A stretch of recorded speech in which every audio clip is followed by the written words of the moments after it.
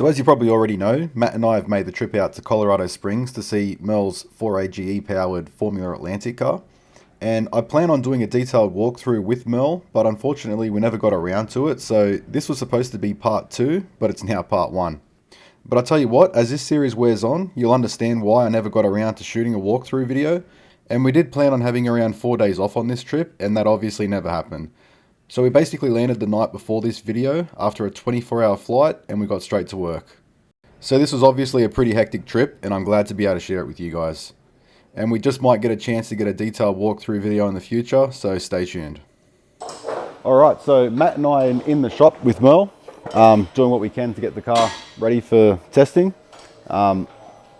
Mirl's down here, he's trying to sort out the dash. His dash hadn't been working all week, so he's pretty much going off without, driving the car without any real data. Matt is working on installing a nitrous bottle.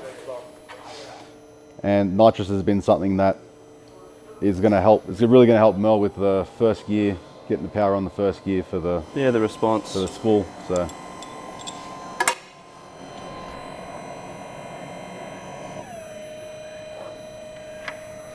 let's see, it's already frozen. So it's frozen up already. Yeah. So that's the issue. So now we're going to pull out the dash and the logger and send that information to Cosworth to see if they can get us some updates. So they can see what's going on inside, yeah. So yeah, we're looking into Ethernet solution. So this is just the dash display here. And you needed to pull this out to get the serial number off it, did you? Yeah. Same thing with taking the RLU and the L2 off. It's like getting the serial number off both. Okay. Sending them to Cosworth. Look how compact that is. Look how little that is. It's amazing, isn't it? Beautiful. You got your little nitrous bottle in there, dude? It's finished. Is it easy to work on open wheelers? No. It's a lot harder than I expected. Not like what you'd think? No. Everything is so tight. There's just no space. Cool. Totally underestimated how much effort it takes to work on this car. So, you said it was running to a solenoid back here? Yeah, so we have a little nitrous solenoid in here. Pressure sensor off that, which measures the nitrous pressure after the solenoid. So the M-Tron knows how much pressure is actually coming through the solenoid rather than bottle pressure. So once the nitrous pressure at the nozzle drops down to below a minimum amount, like level, we can't compensate for the fuel enrichment, so it just basically turns it off. Yeah, cool. Yeah. And so basically all it's doing is spooling the turbo, just to first and second gear a bit more power at the bottom end. Yeah. Just under the curve, it just lifts the turbine speed up pretty much instantaneously. Yeah. You're saying little fitting was like a little tiny... The nitrous pill is inside the fogger, so here you have the fogger which injects the nitrous gas directly into the throttle body plate. Yeah. So beneath this fitting you have a little pill, you call it a jet, and basically it's I think the hole size is 12 thou, which on most of the cars back in Australia that I run them at like 30 thou. So that's not a lot of nitrous. It's like 20 horsepower, if that. But that's all it's doing is just spooling a turbo. Literally 20 horsepower is the difference between a spooled turbo and not. And it instantaneously spools it up. Oh, cool. But it's 20 horsepower the second that nitrous turns on. Yeah.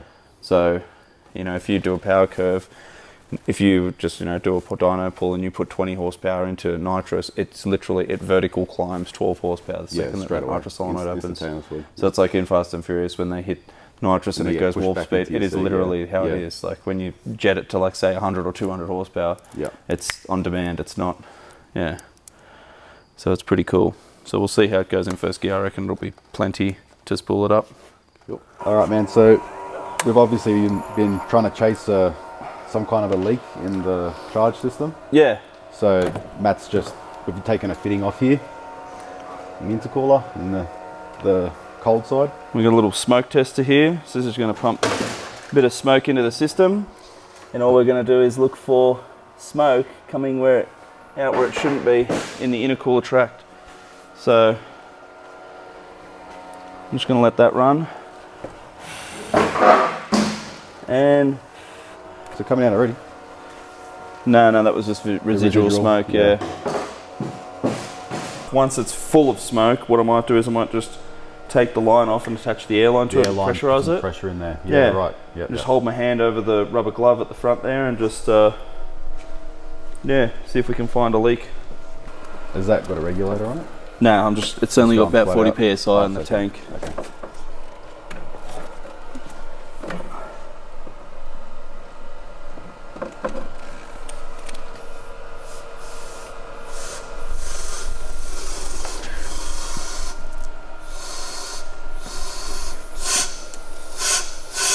Tiny bit over here.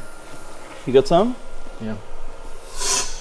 Out of this throttle body, the top bleed throttle body? That's where the crack was. That's where the crack was? Yeah, down inside that. So we got a little bit out of that bleed throttle body. We'll get some at the crack, do we? Maybe we could fill in there with epoxy. I thought about doing that with like just silicone even or something. Yeah, that's a good, that's another one as well. Because I looked down in there and I couldn't see a crack, and I knew that there was potentially something way down in there. It was the only place we really couldn't see. Nick was also saying that the issue isn't behind the throttle body. So if we fix that, it's going to fix another issue we didn't know we had, but it seems like we've still got a leak somewhere. The bleed throttle body had a leak, but the M-Tron should shut that. Oh, where's that coming from? It's the exhaust. It's going through the intake valves and out the exhaust. Oh! See anything?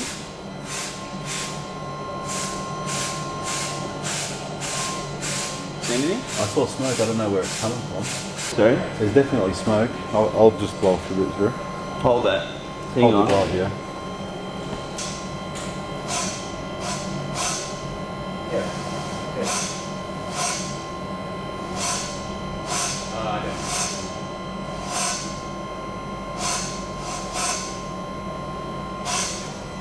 The exhaust is bumping them again. Yeah, okay. Turn the car off.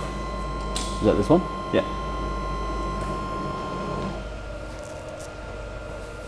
I want to pull that throttle body off now, because I think that's where we're losing the air. Yeah, so Nico and I were working on the car along with Mirl and found that the bleed throttle body wasn't working correctly, so we decided to pull it off and actually prepare a second throttle body that we had spare. So we had to do the modification internally and glue it and do all sorts of things to that. So once we got the throttle body sorted, we moved our attention back to finding air leaks, which we eventually found a massive leak in front of the main throttle body that went into the chamber. That had substantial leak, but it only made itself apparent when we actually started to put a serious amount of pressure in. Eventually what we end up finding is we used a piece of Delrin, which is like Teflon, and made a 3-inch adapter to the front of the front core of the turbo, and we actually put 100 psi of pressure through a leak down tester, and that's when we end up finding the massive leak. So we end up correcting that, and it ended up working a bit better for us. Thanks, Matt. So something that I forgot to mention was that the shop that we were working out of was right at the base of the mountain, and we had a really good view of Pikes Peak right at the back door of the shop. So you'll see us referring to the mountain throughout this series, and look up and point outside because it was right there. We also wanted to go up for a drive just to check it out, but the mountain was closed for the majority of the first week that we were there, and there was actually people stuck at the top of the mountain for the first 2 days that we were there because they got snowed in, and the cleanup crew were just fighting an uphill battle just to clear the snow off the roads just to get them down. So here's a little time lapse of the view that we had, and you can see even in this little short clip just how quickly these conditions can change.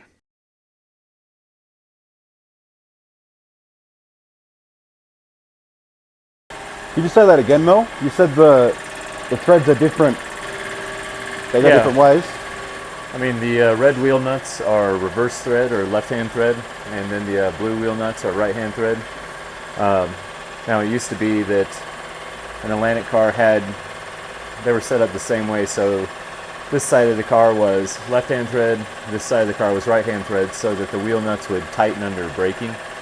But as the tire grip improved and the powers improved and various things compared to how the tires were in the Pro Series days, we started loosening wheel nuts on the rear. So what we've done is we've swapped the rears so that they're more like an Indy car. Like an Indy car, the wheel nuts tighten under acceleration, and so that's what we've done to the rear. The front's still tighten under braking. The rear's now tighten under acceleration. Right. That's very interesting. Yeah. Wow. And are the wheel nuts consumables? Do you throw them out at periodic times? Yeah, a couple times a year. Depends on how much you run, obviously. You know, I'd say every 2,500 to 3,000 miles. Yep. So you don't count them in cycles on and off. It's more miles. It's Pretty easy much to miles. calculate. Yeah, almost everything on the typical race car stuff on Formula cars, it's all done in miles. Yep. I've even seen some teams that have enough time and engineers and stuff on data, like when they put mileage on gear ratios, the gear ratio mileage is in gear. Oh wow! So they calculate how many miles it's done by that gear. So if you've done 300 miles on a given weekend, but you've only done 120 miles in fifth gear. Yeah. Fifth gear is rated at 120 miles, not 300 miles. Yeah. Wow. So, yeah. When everyone else is just they can't calculate it, so they just like change like, it all out. with all the spare time I have, I calculate it as 300 miles. Yeah. So plus when you're tightening up the wheel nuts, you just say that the torque wrench goes to the inside. We were hammering them on with impact gun only, but we started to have, it was too inconsistent with the regulator and the number of different people we had doing it and things like that, and trying to train them to do it. So we just started using the torque wrench. So much easier, torque wrench, everything. So yeah. So if you use the torque wrench, you tighten to the inside. Yeah, that makes sense. Easy. Who would have thought, eh? That makes acceleration was going to loosen the wheel nuts, eh? Unbelievable. I guess it's only one nut, unlike a 5-stud car. Oh, yeah. The nuts are... Yeah. Yeah. That's a good point. That's a good point.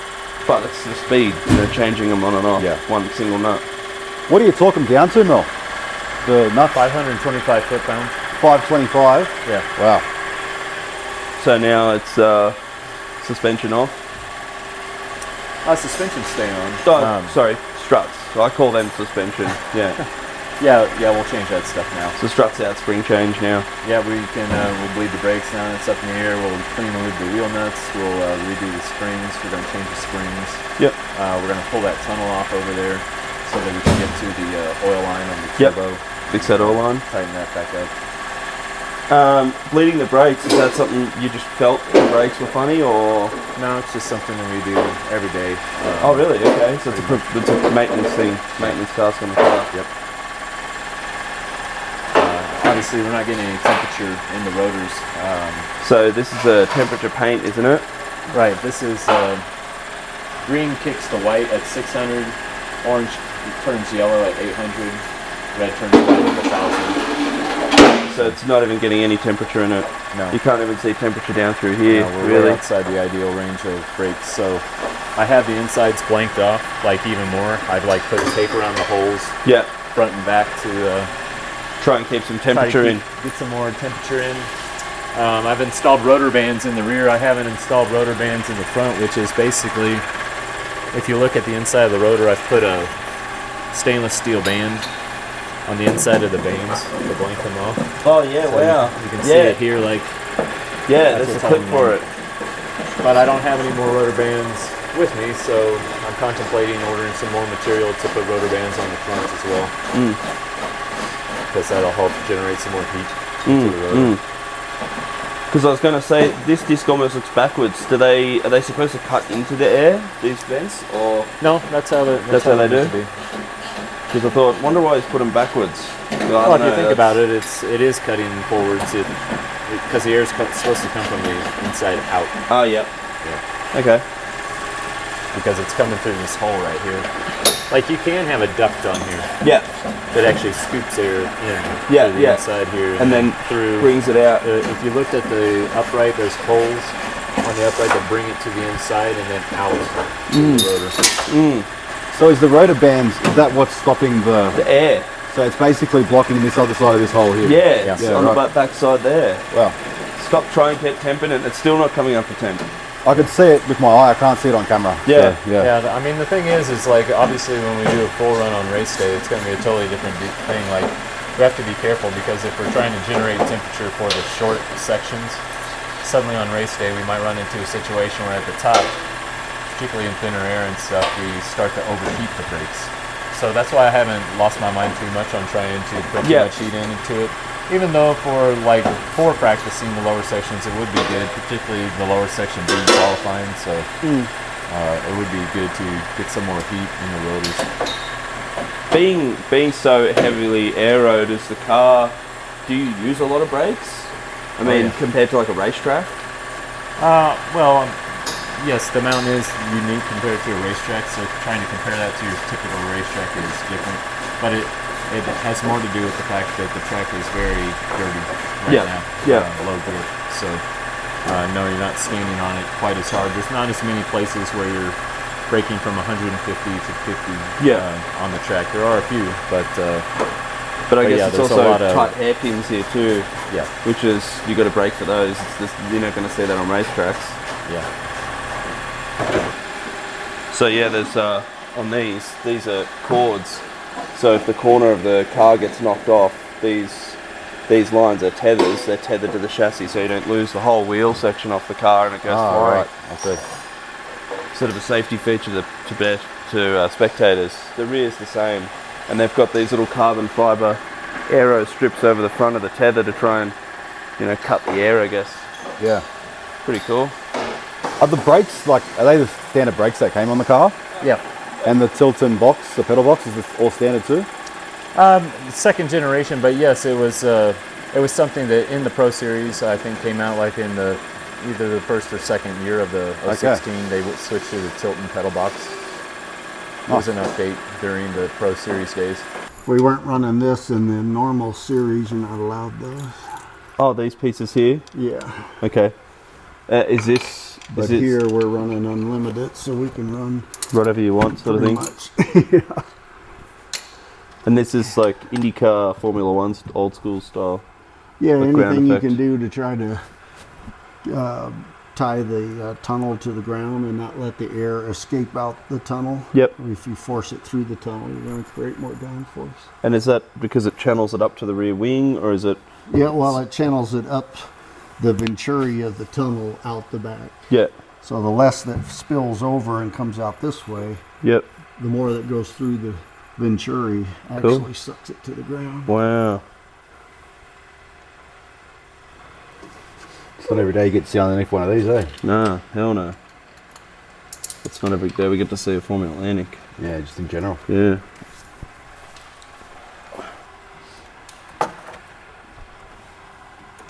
Was it a turbo? One of the turbo feeds? Turbo drain. Turbo drain. Okay. Suction from the turbo. So all that work was to get... Just to get to the hose clamps, yeah. Wow. So they're going to move the hose clamp so that it faces up now, so if it becomes an issue you can tighten it from the top side. Like we were saying about the nitrous, it's not easy to work on these things, eh? No, it's tight as fuck. Just minor adjustments. Yeah, giving it a little more front downforce, a little more front flap. So how much of a change is it making? 2 degrees. 2 degrees, okay. And that would just be to help with understeer? Yes. Yeah. So as we watch Sid change out the springs, I'm here to tell you that that's all we have time for today. So be sure to let me know what you think in the comments, and don't forget to hit that notification bell and subscribe so that you don't miss part 2, where we see Mirl change out the gear set and we hear this thing start for the first time on video. Thanks for watching, guys.